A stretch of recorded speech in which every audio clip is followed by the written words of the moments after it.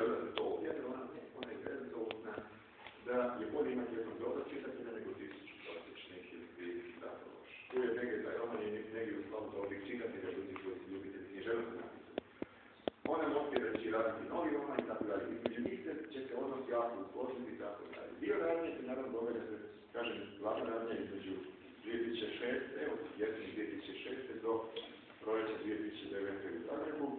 Jedan dio radnje nešto na Malti se događa, ali tu su neke stvari koje nas ne dovedu vezu sa cijelom ovom glavnom pričom. Nešto malo radnje na Lošinju, nešto malo na Francuzu i tako dalje. Znači, to je roman o ljubavi, o samoći, ali roman i o književnosti, i o nekim emotivnim putnicima, ljudima koji su negdje u nekom trenutku u životu na emotivnom planu izgubili flor po nogama, ali to je roman i o nekim tajnama.